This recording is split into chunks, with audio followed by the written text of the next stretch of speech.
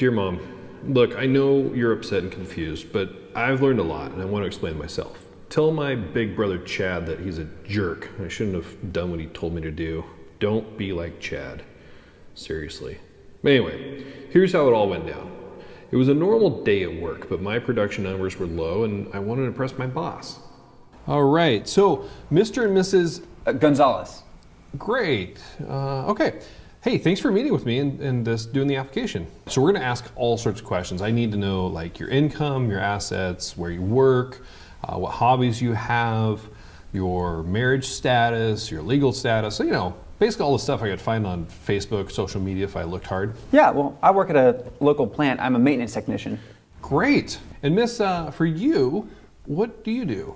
I stand with the kids. Right.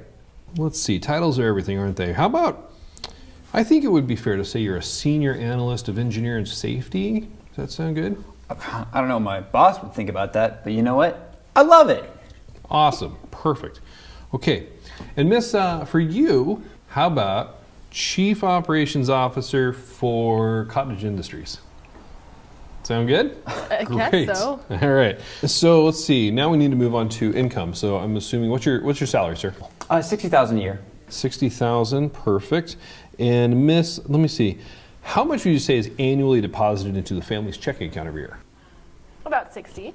About 60,000? Yeah. Perfect. So that seems to me that our systems analyst safety engineer makes a salary of 60,000. Our chief operations officer of Cottage Industries makes a salary of 60,000 for a grand total of 120,000. Isn't that like double dipping or something? I mean, that doesn't really make no, sense. totally. Trust me, it's fine. You know what they say. Double the dip, double the chip. So anyway, let's talk about your dependents. How many kids do you have and what are their ages, if any? We have 5 in the house. 3 are from my previous marriage. There's one that's 18, there's a 17-year-old and a 13-year-old. Okay. And then ours are 3 and 5. Oh, great. Well, congratulations on your 2 kids. That's awesome. You have 3 and 5-year-old.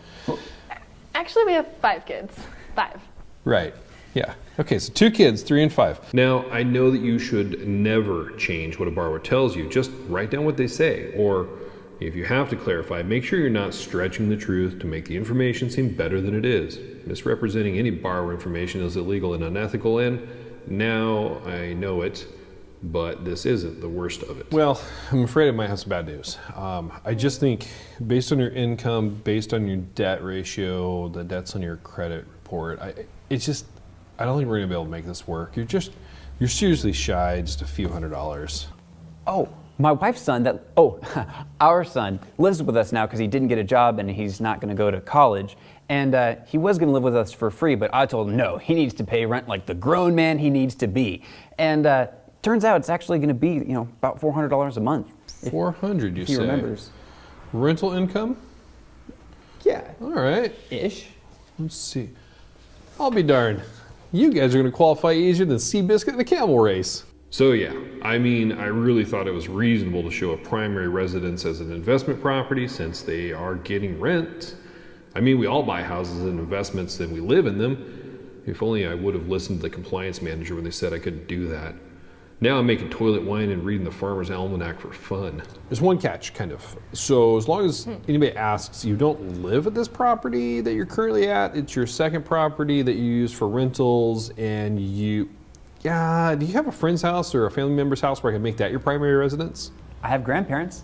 Oh, yeah, that'll work. All right.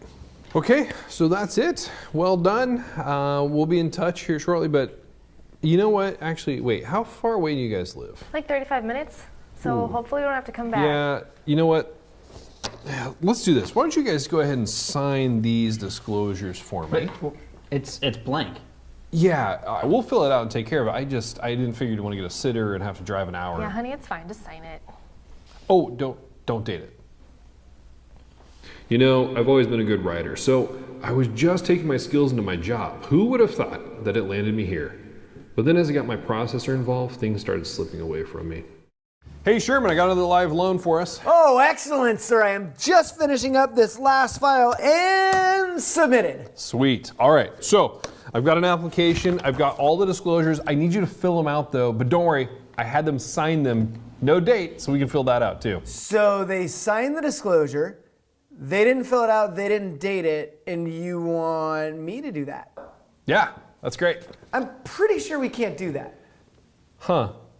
I don't think I heard you right. I think you meant to say, thank you for making my job easier and paying me so much for being your assistant. There's that too. That's definitely a thing.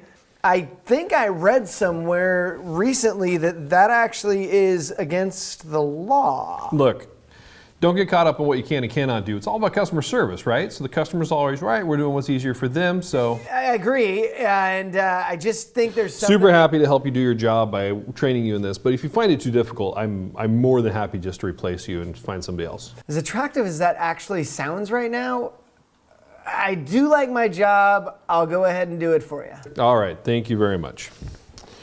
Now let's see, if I have to do TRID, and then if we send Lights out!